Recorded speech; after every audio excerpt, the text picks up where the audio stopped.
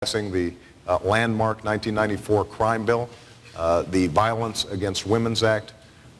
Joe has always made sure that he is fighting on behalf of working families. And I think he shares my core values and my sense of where the country needs to go.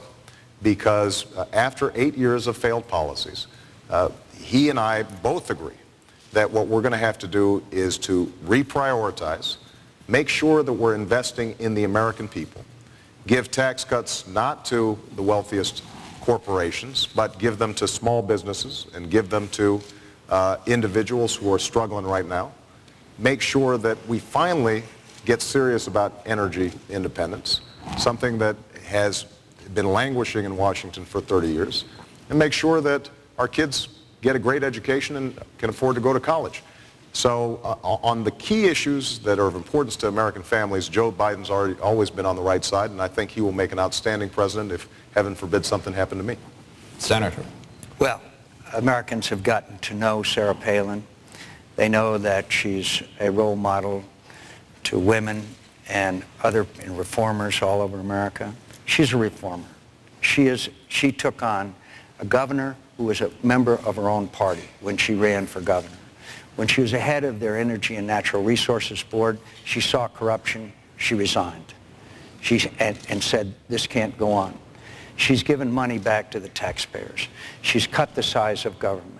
She negotiated with the oil companies and faced them down a $40 billion pipeline of natural gas that's going to relieve the energy needs of the of what they call the lower 48. She's a reformer through and through. And it's time we had that breath of fresh air coming into our nation's capital and sweep out the old boy network and the cronyism that's been so much a part of it that I've fought against for all these years. She'll be my partner. She understands reform. And by the way, she also understands special needs families. She understands that autism is on the rise, that we got to find out what's causing it, and we've got to reach out to these families and help them and give them the help they need as they raise these very special needs children. She understands that better than almost any American that I know. I'm proud of her, and that she has ignited our party and people all over America that have never been involved in the political process. And I can't tell you how proud I am of her and her family. Her husband's a pretty tough guy, by the way, too. Do you think she's qualified to be president? You know, I think that's going to be up to the American people. I think that obviously she's a capable politician who's has, I think, excited a base in the Republican Party. And I think it's very commendable, the work she's done on behalf of special needs. I agree with that, John. I do want to just point out that autism, for example, or other special needs, will require some additional funding if we're going to get serious in terms of research. That is something that every family that advocates on behalf of disabled children talk about. And if we have a across-the-board spending freeze, we're not going to be able to do it. That's an example of, I think, the kind of the use of the scalpel that we want to make sure that we're funding some of those programs. Do you think Senator Biden is qualified? Well, I think that Joe Biden is qualified in many respects, but I do point out that he's been wrong on many foreign policy and national security issues, which is supposed to be his strength. He voted against the first Gulf War. He voted against it, and obviously we had to take Saddam Hussein out of Kuwait, or it would have threatened the Middle Eastern world supply. In Iraq, he had this cockamamie idea about dividing Iraq into 3 countries. We're seeing Iraq united as Iraqis. It's tough, hard, but we're seeing them. We're now about to have an agreement for status of forces in Iraq coming up. There are several issues in which, frankly, Joe Biden and I openly and honestly disagreed on national security policy, and he's been wrong on a number of the major ones. But again, I want to come back to, you know, notice every time Senator Obama says, we need to spend more. We need to spend more. That's the answer. Why do we always have to spend more? Why can't we have transparency, accountability, reform of these agencies of government? Maybe that's why he's asked for sought and proposed $860 billion worth of new spending, and wants to raise people's taxes in a time of incredible challenge and difficulty and heartache for the American Let's families. go to a new topic here. We're running a little behind. Let's talk about energy and climate control. Every president since Nixon has said what both of you have said. Climate change, yes. Has said what both of you have said, and that is we must reduce our dependence on foreign oil. When Nixon said it, we imported from 17 to 34% of our foreign oil. Now we're importing more than 60%. Would each of you give us a number, a specific number of how much you believe we can reduce our foreign oil imports during your first term? And I believe the first question goes to you, Senator McCain. I believe we can, for all intents and purposes, eliminate our dependence on Middle Eastern oil and Venezuelan oil. Canadian oil is fine. By the way, when Senator Obama said he would unilaterally renegotiate the North American Free Trade Agreement, the Canadians said, yeah, and we'll sell our oil to China. You don't tell countries you're going to unilaterally renegotiate agreements with them. We can eliminate our dependence on foreign oil by building 45 new nuclear power plants right away.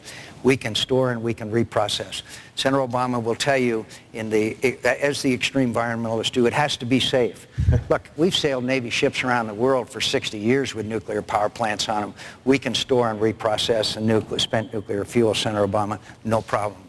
So the point is, with nuclear power, with wind, tide, solar, natural gas, with development of flex fuel, hybrid, clean coal technology. Clean coal technology is a key in the heartland of America that's hurting rather badly.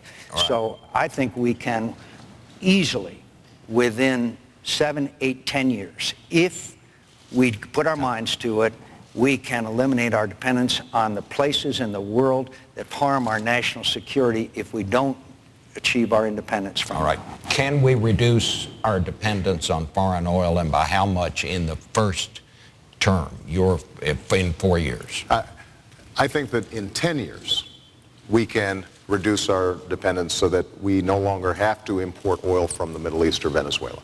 I think that's about a realistic time frame. And this is the most important issue that our future economy is going to face. Obviously, we've got an immediate crisis right now, but nothing's more important than us no longer borrowing $700 billion or more from China and sending it to Saudi Arabia. It's mortgaging our children's future. Now, from the start of this campaign, I've identified this as one of my top priorities, and here's what I think we have to do. Number one, we do need to expand domestic production.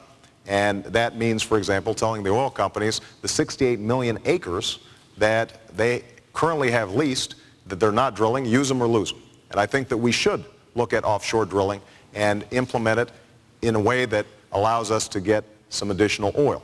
But understand, we only have 3 to 4% of the world's oil reserves, and we use 25% of the world's oil, which means that we can't drill our way out of the problem. And that's why I focused on putting resources into solar, wind, biodiesel, geothermal. These have been priorities of mine since I got to the Senate, and it is absolutely critical that we develop a high fuel-efficient car that's built not in Japan and not in South Korea, but built here in the United States of America. We invented the auto industry, and the fact that we have fallen so far behind is something that we have to work on. Now, I just want to make one last point, because Senator McCain mentioned NAFTA and the issue of trade, and that actually bears on this issue.